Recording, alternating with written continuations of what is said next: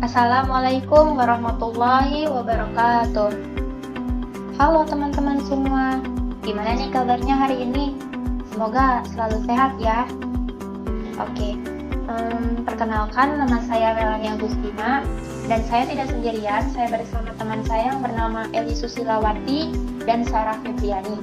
Kami dari kelompok 3 dari kelas 11 IPA 3. Di sini kita akan mempresentasikan tentang beriman kepada kitab-kitab Allah Subhanahu wa Ta'ala dan menjadikan Al-Quran sebagai pedoman hidup. Untuk penjelasan yang lebih dalam, kita simak video berikut ini. Ketentuan iman kepada kitab-kitab Allah Subhanahu wa Ta'ala. 1. Pengertian iman kepada kitab-kitab Allah. Menurut bahasa, iman berasal dari bahasa Arab yaitu artinya membenarkan.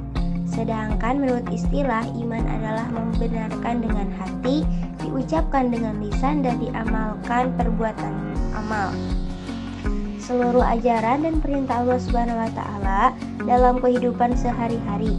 Kitab Allah ialah wahyu Allah Subhanahu wa Ta'ala yang disampaikan kepada para rasul untuk diajarkan kepada umat manusia sebagai petunjuk dan pedoman hidup. Tujuan Allah menurunkan kitab-kitab itu agar digunakan sebagai pedoman hidup bagi seluruh manusia menuju jalan hidup yang benar dan diridhoinya. 2. Persamaan serta perbedaan kitab dan suhuf. Ada pada tabel 2.1 persamaan dan perbedaan antara kitab dan suhuf sebagai berikut. Suhuf, wahyu Allah Subhanahu wa Ta'ala yang disampaikan kepada para rasul, tetapi masih berupa lembaran-lembaran yang terpisah. Isi suhuf sangat simpel dengan isi suhuf. Kitab, wahyu Allah Subhanahu wa Ta'ala yang disampaikan kepada para rasul sudah berbentuk buku atau kitab. Isi kitab lebih lengkap jika dibandingkan dengan suhuf. 3. Dalil naqli yang terkait dengan iman kepada kitab-kitab Allah. Di antaranya ada pada Quran Surat An-Nisa ayat 136, Quran Surat Al-A'la ayat 19, Quran Surat Al-Baqarah ayat 136. 4. Macam-macam kitab Allah Subhanahu wa Ta'ala dan Rasul yang menerimanya. A. Taurat, kitab Taurat diturunkan kepada Nabi Musa alaihi salam. B. Zabur, kitab Zabur diturunkan kepada Nabi Daud alaihi salam. C. Injil, kitab Injil diturunkan kepada Nabi Isa alaihi salam. D. Al-Quran, kitab Al-Quran diturunkan kepada Nabi Muhammad sallallahu alaihi wasallam. 5. Keistimewaan kitab suci Al-Quran dibanding dengan kitab-kitab yang diturunkan sebelumnya.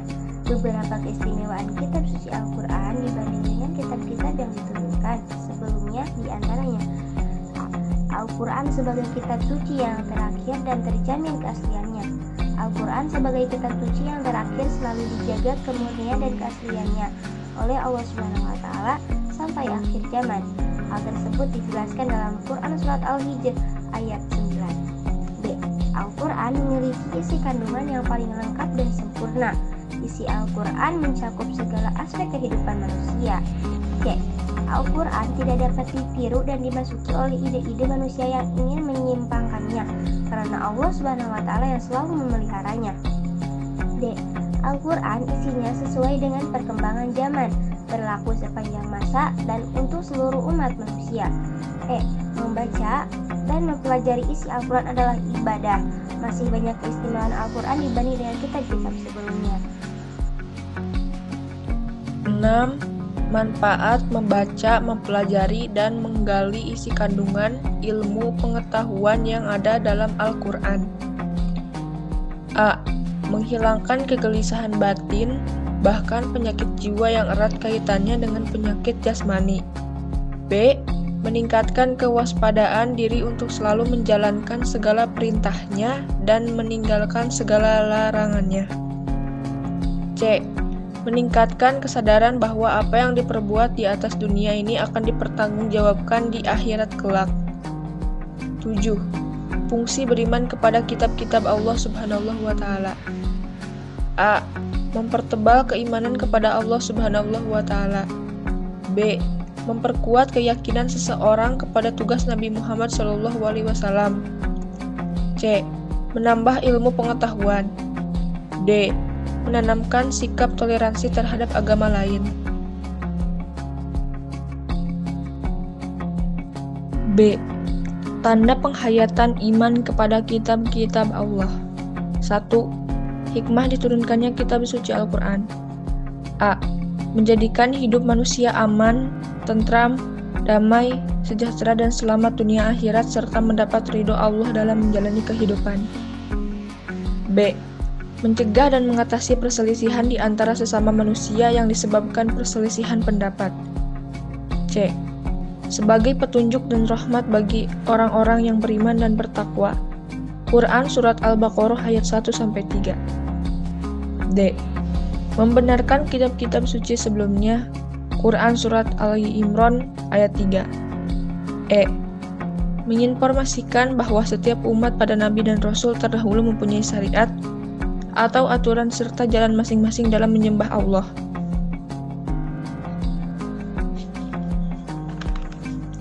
F. Menginformasikan bahwa Allah tidak menyukai jika umat Islam berpecah belah. G. Memberikan pengetahuan bahwa Al-Quran berisi perintah-perintah Allah dan larangan-larangannya yang harus kita patuhi. H. Al-Quran adalah kumpulan dari petunjuk-petunjuk Allah bagi seluruh umat manusia sejak Nabi Adam alaihi salam sampai dengan Nabi Muhammad SAW yang dijadikan pedoman hidup bagi manusia. 2. Upaya memahami isi kandungan Al-Quran. A. Tahapan pertama, kita harus mengetahui dan memahami filosofi Islam sebagai agama yang mendapat ridho Allah Subhanahu wa Ta'ala. B. Tahapan kedua, kita harus mengetahui adab-adab membaca Al-Quran. C. Tahap ketiga, kita harus mengetahui bahwa dalam Al-Quran itu banyak sekali surah atau ayat yang mengandung perumpamaan. D. Tahapan keempat, kita harus menggunakan akal ketika mempelajari dan memahami Al-Quran. E. Tahapan kelima, kita harus mengetahui bahwa dalam Al-Quran banyak sekali surah atau ayat yang mengandung hikmah atau tidak bisa diartikan, akan tetapi memiliki arti yang tersirat.